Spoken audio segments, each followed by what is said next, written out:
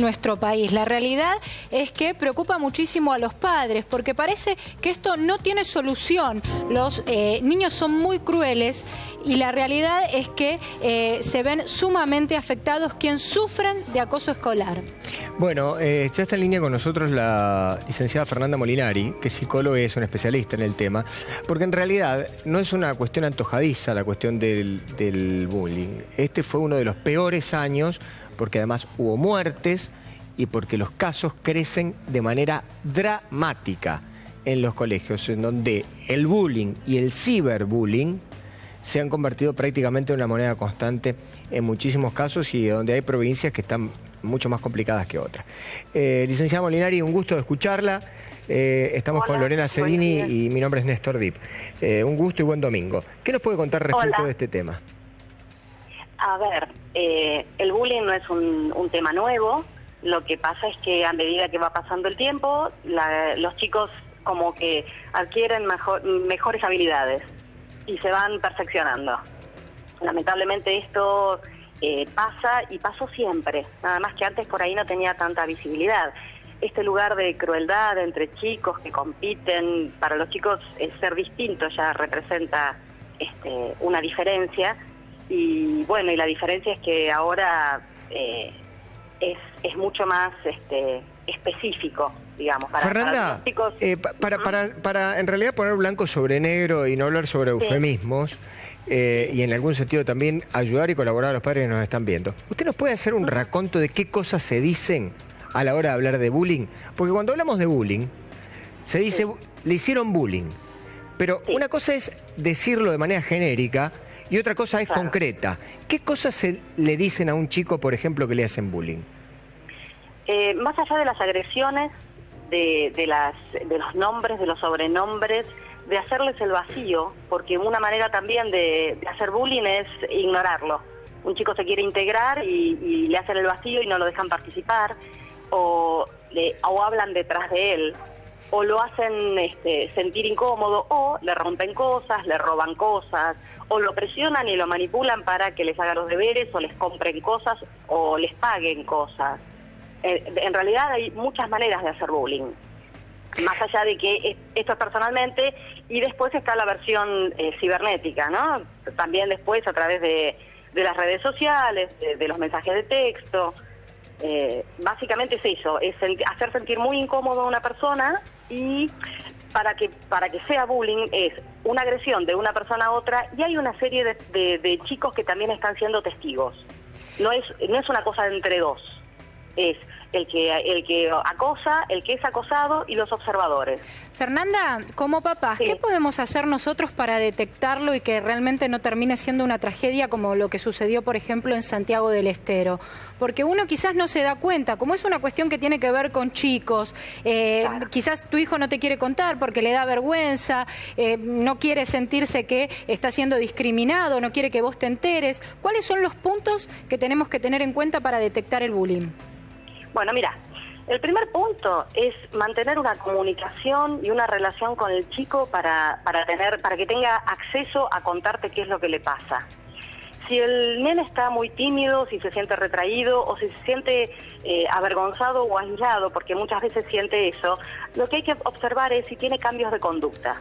Suponte, si está más ansioso, si le cuesta dormir, si dejó de comer, si cambió las notas, o si lo ves angustiado o que duerme demasiado. Verle los cambios de conducta, esos son indicadores. Eso es lo que habitualmente se ve primero, digamos. Lo que primero se vea. ¿Qué pasa, por ejemplo, con los docentes? Me ha tocado ir a cubrir notas donde ellos no hablan o por lo menos tratan de que no se sepa cuando hay acoso escolar. ¿Qué pasa con los docentes y de qué manera pueden colaborar o pueden tratar esta problemática? Porque, por ejemplo, este nene de Santiago del Estero decía que no se sentía escuchado por los profesores. Mira, para algunos docentes es cosa de chicos. ¿Sí? Lo que pasa es que muchas veces el bullying se produce precisamente cuando los docentes no están. Una de las cosas que hacen que las características del bullying sean tan peligrosas es que el buleador y su séquito, digamos, los pibes que están todo el tiempo viendo cómo hacen para acosar a algún chico, lo hacen precisamente cuando los maestros no lo ven, cuando están en el baño, cuando salen del colegio, en algún lugar donde los adultos no lo pueden percibir. Entonces, a veces, para los docentes también es difícil verlo. Por supuesto que cuando esto llega a grados muy fuertes y donde es tan significativo, para los docentes también es como un baldazo de agua fría, porque no lo vieron venir, porque esto es como muy solapado. Entonces, ahí vas a tener dos tipos de docentes, los que ven las cosas y buscan cómo actuar, y los que se ven desbordados y muchas veces niegan porque no pudieron llegar a ver y anticipar la verdadera magnitud de la cosa, ¿no? Lo que pasa, Fernanda, que si vos no lo parás de entrada, es decir, esto es algo que si vos no parás de entrada, y en esto tenés que realmente el docente más que el alumno tiene que tener muy claro los conceptos y los preceptos de lo que significa la integración, en todos sus ámbitos. Claro. Porque vos, por ejemplo, lo que tenés ahí es frases como, por ejemplo, que le mandan a los chicos, yo estoy leyendo, matate de una vez que no servís para nada. O lo mejor que podés hacer es matarte. Esto, cuando uno lo dice así, parece, bueno, es terrible. En fin, pero es para terrible. un chico Ahora, que se lo dicen todo el tiempo, claro, en noviembre, ese pibe. a ver, en noviembre hubo Sí. 2 casos de chicos muertos que se suicidaron por bullying. 2 Sí, casos.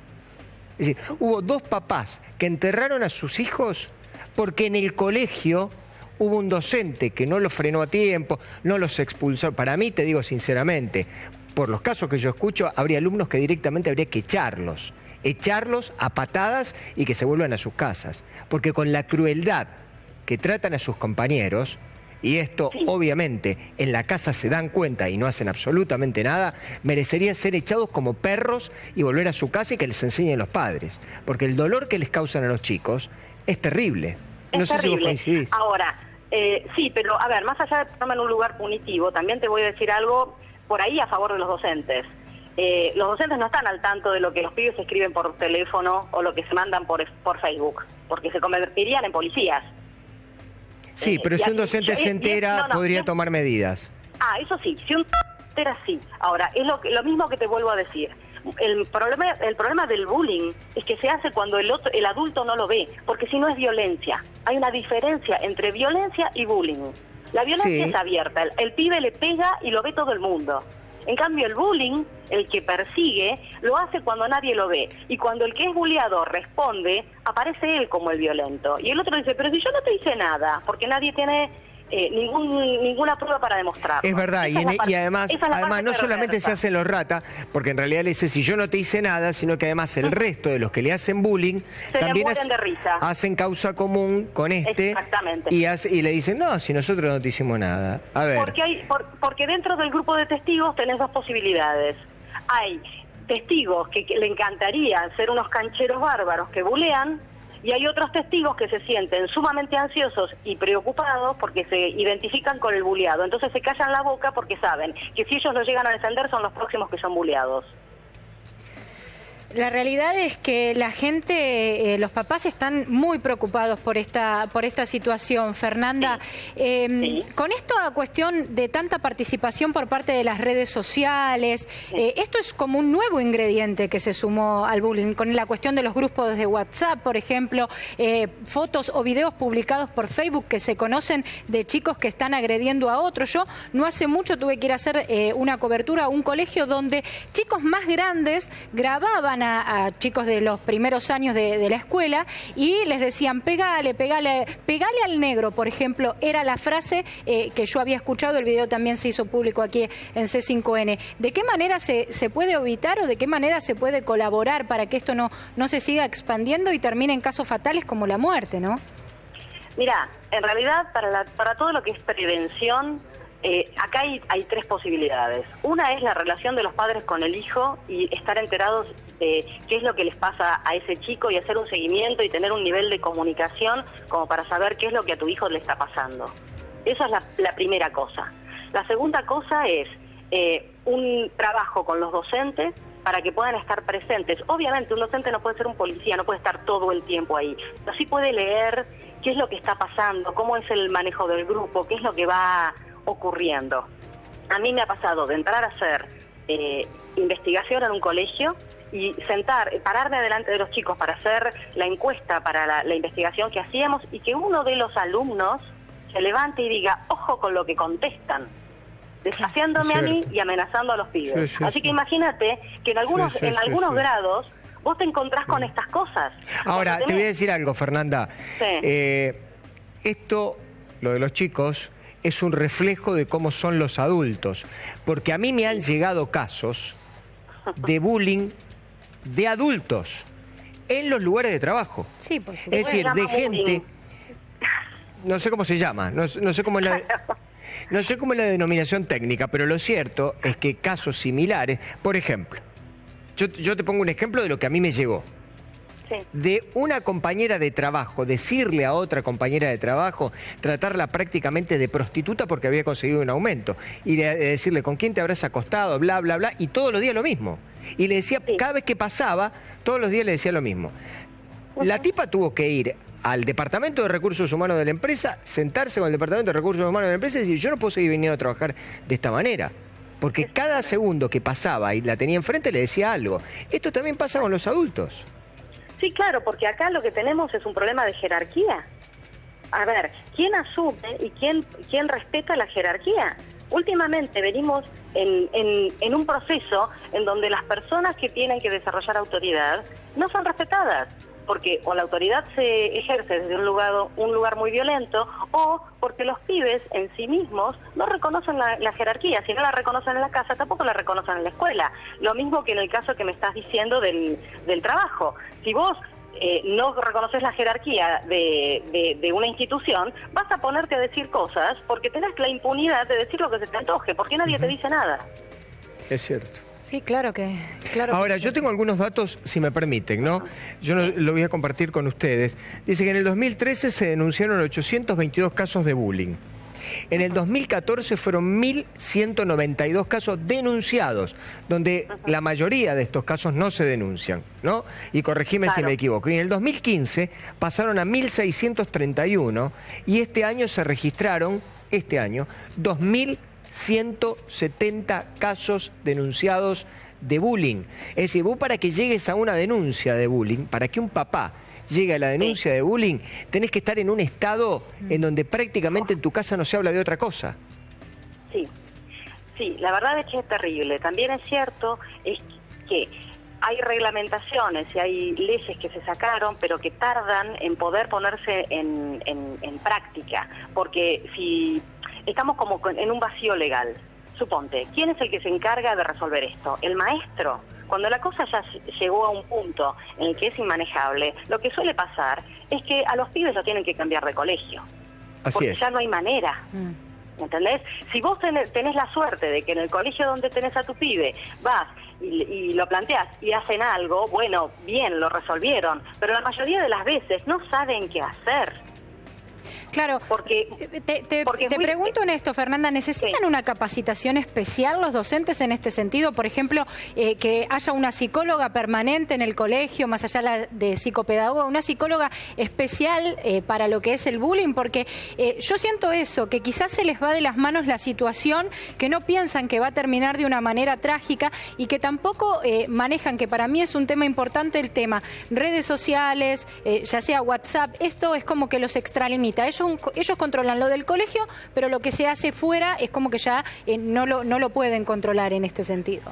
Claro, porque son, la verdad es que, ¿qué quieres que te diga? La verdad que sí, sería buenísimo que además en de un gabinete psicopedagógico como hay siempre en un colegio, o como debería haber siempre en un colegio, también haya un psicólogo. Eso sería genial, porque te permite chequear cuál es el clima, qué es lo que está pasando, y tener como una idea de qué es lo que va pasando por atrás, porque esto no se ve. Esto se ve recién cuando explota. Hay que prevenir antes. Hay un montón de mensajes que nos están llegando a mi cuenta de @NéstorDip, y el tuyo, Lore, que es @Lorena Cerini OK. Exacto, Lorena Cerini OK. Y por ejemplo, ¿no? A mí me cuentan dos casos.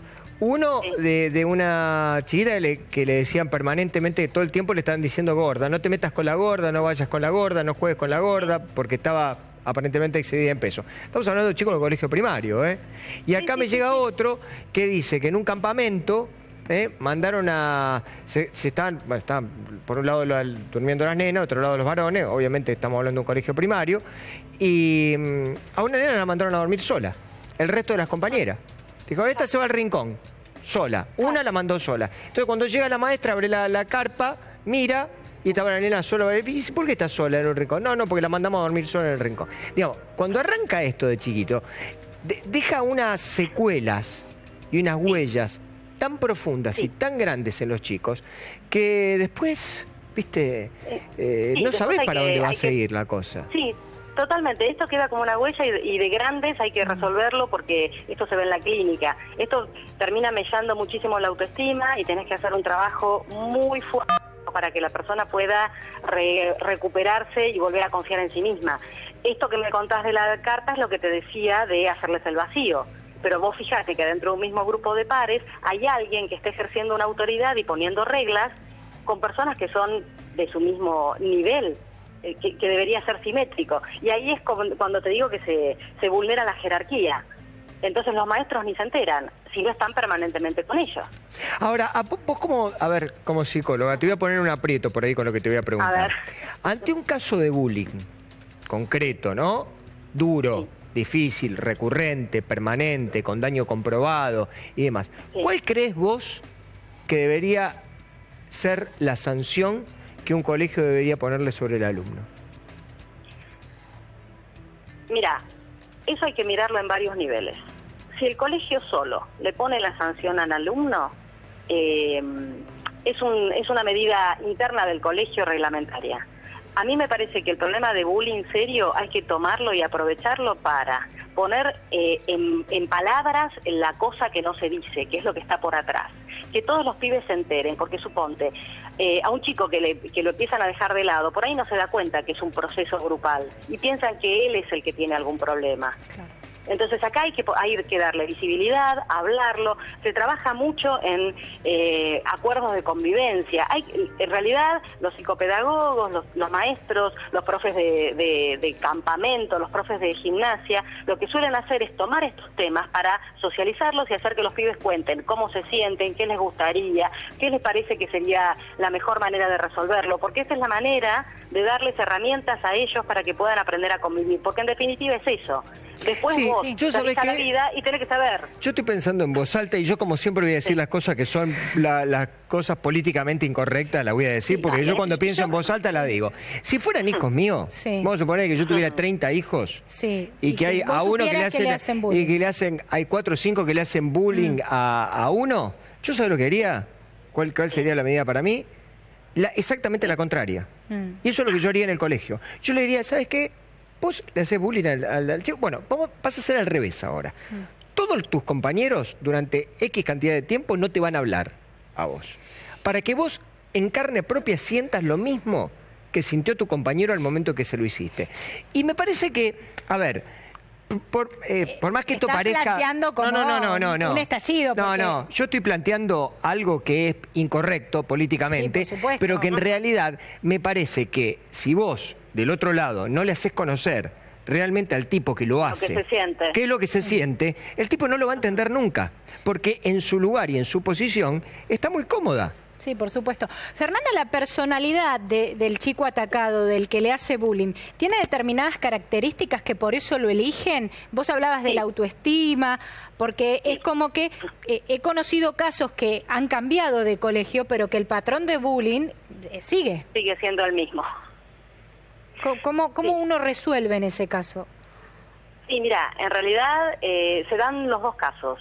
En general los chicos se sienten muy desvalorizados, muy inseguros y sí, pensando un poco y tomando lo que comentaste recién como la salida políticamente no correcta, lo que suele pasar con el bullying es que la persona que hace bullying suele tener empatía cognitiva, o sea, entiende cuál es el punto débil del otro. Claro. ¿Sí? Pero no tiene empatía emocional, entonces no siente lo que siente el otro, entonces le cuesta mucho ponerse en el lugar del otro.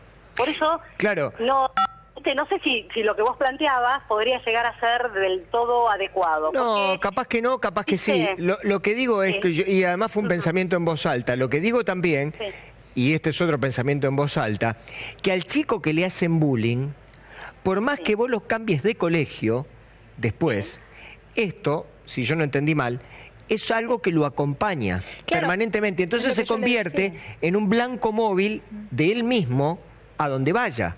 Digo, más o menos funciona así, ¿no, Fernanda? Esto estaba diciendo, hay dos maneras. O el pibe lo cambias de colegio y sigue en el mismo rol, que es el rol del buleado, que es un rol de víctima, o switchea y se convierte en el perseguidor. Y él entra al nuevo colegio con un rol de perseguidor y él es el que empieza a bulear. Claro, como diciendo, no me lo van a hacer. Acá no me lo van a hacer y cambio. ¿Entendés? Claro. Entonces, se dan los dos casos. Es muy llamativo, se dan los dos casos. O se va de un extremo o se va al otro. Por eso me parece que el proceso acá es hacer tomar conciencia de que en el bullying hay tres o cuatro personajes. Está el que hostiga, está el hostigado, está el que observa y el que le da miedo ser el próximo hostigado, y está el que observa y le gustaría ser el canchero que tiene poder sobre los demás y les hace sentir miedo. La última de mi parte, sí, perdóname, Fernanda, la última de mi parte. Esto yo sé que no es patrimonio exclusivo de los argentinos porque el bullying existe en toda parte del mundo, esto está claro, pero digamos, somos un país en esto que, digamos, tenemos muchos casos, me da la sensación. Sí, la verdad es que no podría compararlo a nivel mundial, pero sí, tenemos muchos casos y esto va creciendo porque además hay un fenómeno de contagio. Vos fijate que cuando aparece un caso de bullying, inmediatamente aparece otro. También es cierto que con esto de las redes sociales, los chicos logran cierta fama, ponele. Sí. Entonces también es una manera de hacerse ver y decir, ay, mirá qué canchero, sí, yo soy el del video, yo soy el que, también es una manera de llamar la atención, hacerse ver. Últimamente están variando otras cosas dentro del proceso de bullying con todas las redes sociales. Bien. La verdad es que no te sé decir si el bullying en Argentina es especial. Mantiene las mismas características que a nivel internacional se ven en todos los papers y en todo lo publicado en otros lugares. Por supuesto que tiene el condimento de la cultura de lo que tenemos nosotros. Fernanda, gracias por estos minutos, gracias por ilustrarnos y esperemos que esto pueda llegar a servirle a mucha gente que en realidad nos está acompañando en este domingo y que muchos, como se ven en los mensajes, se sienten identificados de un lado y del otro, fundamentalmente aquellos que tienen hijos que han sufrido precisamente esto. Sí, también los papás que están del otro lado, Néstor, porque si vos sabés que tu hijo está ejerciendo esta violencia, también lo querés solucionar, porque es un problema. Sí, igual es más fácil, ¿no? Es decir, cuando vos sos el que hace bullying... No, pero digamos, si vos sos el que haces bullying, en realidad tenés como del otro lado un hijo como más superado. Y del otro lado, si tenés un hijo al que le hacen bullying, no que hace, sino al que le hace, termina siendo al tipo que lo tenés por ahí tirado en una cama y no sabes cómo levantarlo porque está deprimido, ¿no? Sí. Bueno. Es difícil. Bueno, le agradecemos mucho a Fernanda que nos aclaró un poco el tema. Nosotros tenemos una información de último momento.